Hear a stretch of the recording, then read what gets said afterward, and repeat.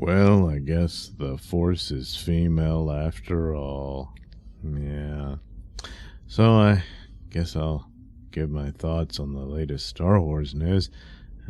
They, had some announcements with KK, and she brought out Daisy Ridley. So all those rumors about a Rey movie, turns out to be true. So there she was. And, I never blamed Daisy Ridley for any of this stuff. I kind of felt bad for her. I mean, she hadn't had much of a career since, so she's kind of got to take the gig, It's her face plastered all over that disaster, and she just showed up to play the part. Not that they gave her much of a part to play, but that's the problem with things like that. So anyway, yeah, there were these rumors about it, some speculating that any revelations in it would be about that she's they already showed it that she was the daughter of a Palpatine clone. But ultimately they will realize that it wasn't just Palpatine's DNA. No, it would be Luke's DNA from his severed hand, and apparently they got some DNA from Kenobi. Stuff like that, That's how she's all of the Jedi in one being.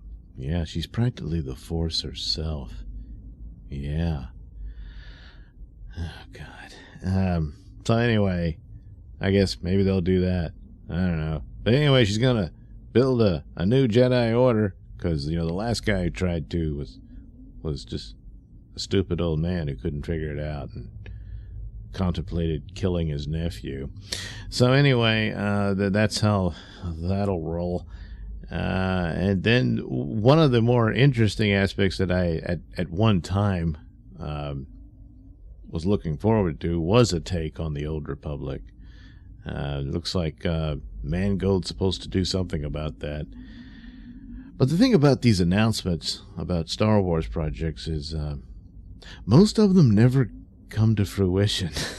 So I don't know how many of these will actually happen. And probably the Mangold won't. I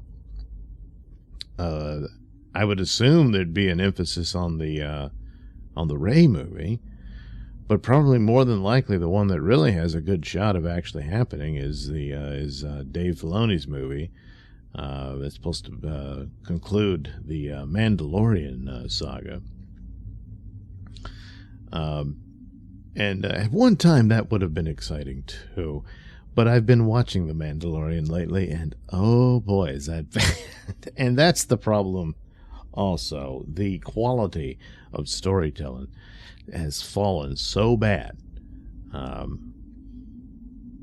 Since Book of Boba Fett, that was awful. Obi-Wan, I just can't believe they dropped the ball that bad on that. And then Andor comes along, which is just sort of this weird aberration. And I've always said that if Star Wars were in a better place, if the sequels had at least just been adequate, then something like Andor would probably be a little more, if not outright welcomed, but forgiven, for how far afield it is from at least the stylings of Star Wars.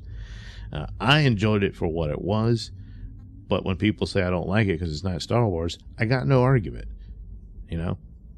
So I can understand that. But a lot of that, I think, is because people are so turned off by Star Wars now. Their one shining moment of any possible recovery, which at the time I didn't think was possible, was the end of Mandalorian Season 2. And then we know how it got sabotaged afterwards. And that was it. And then you follow that up with crap like Book of Boba Fett and stuff like that. It's incredible. So whatever this movie will be, is it going to be this quality? And not interested, let alone a Rey movie. So then there's the trailer for Ahsoka. I did watch that. I was rather underwhelmed by it. I liked her in Mandalorian. I thought that was good casting and looked cool and everything. I assume there'll be more of that, but I don't know. Again, the level of craft here in these shows is pretty bad. So are they going to do that to Ahsoka too? And there's some telltale signs here, and of course it's an all-female cast mostly, because Force is female, and I guess Ezra will be the one they got to go rescue, and then you get behind the head shot of Thrawn, but that was no surprise because Thrawn had been mentioned, and he knew that was coming, and a lot of this, if there's anything at all, as far as an attempt to repair damage by the sequel trilogy, is basically trying to do more of a foundation, narratively speaking, for the sequel trilogy that should have been done at the time, but wasn't. And of course, guessing that's Favreau's plan there of utilizing as much of the aspects of the expanded universe as they can, to basically prop up that narrative and around the edges, and then let's move on to the future. But you can't fix the problems with it that are inherent there with just some better groundwork for backstory to it, as far as the First Order and how it develops and all that. Because you still have the desecration of Luke Skywalker. And it's unforgivable. So this isn't going to work. The hope, the dream, was that there was some plan to retcon it. And through the world between worlds, there is that possibility. Because for Star Wars, they're sort of stuck where they are. There's two reasons for this, and one big one, which was, missing that Beatles reunion opportunity they had, which is so blatantly obvious of what you should do, and they missed it. And you can't fix that. It's too late. The desecration of Luke Skywalker, they flat out did it. So what do? Well, unlike Star Trek, which has time travel and alternate timelines in it, you could fix Star Trek that way. Doctor Who, you could easily fix Doctor Who that with time travel. He's Time Lord. You could do that. But Star Wars just doesn't have a lot of that in it, except through this idea of the world between worlds, which is why Ahsoka's still around. So it's in her logo, it's that symbolism, and I assume at some point it'll be utilized in some plot form. But would they actually go that route and then do a Rey movie that's the new Rey that has nothing to do with what you saw before? Yeah, I don't think so. But just the idea of righting the ship and all this sort of thing.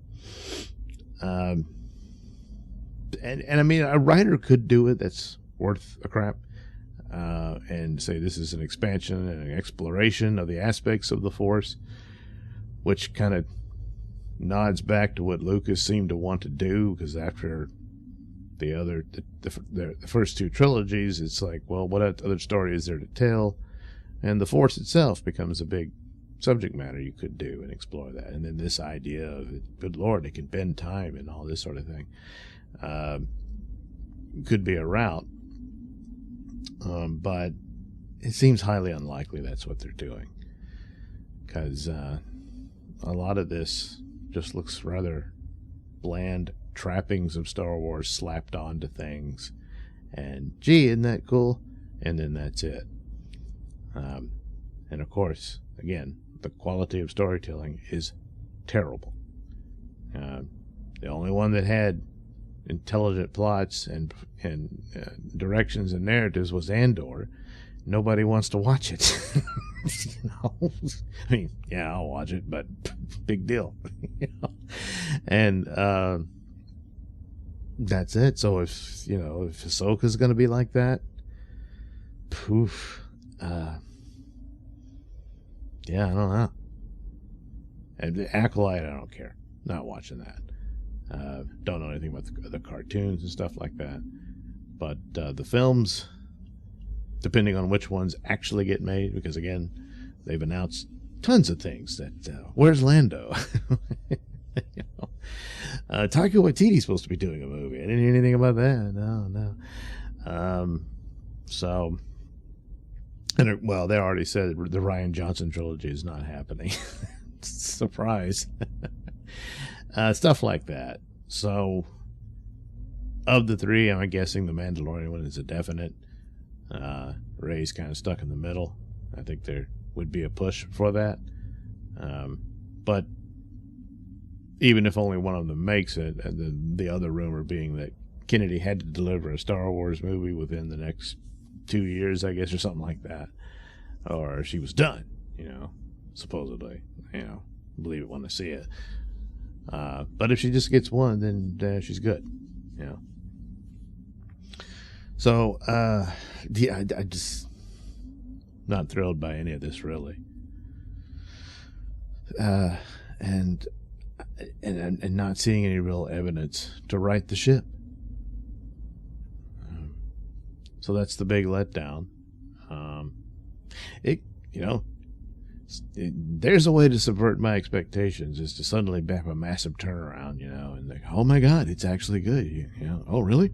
Yeah, okay, I'll jump back in. But as of now, I can't recommend any of this. So, it goes around a lot. It's not Star Wars anymore. It's Star Was. And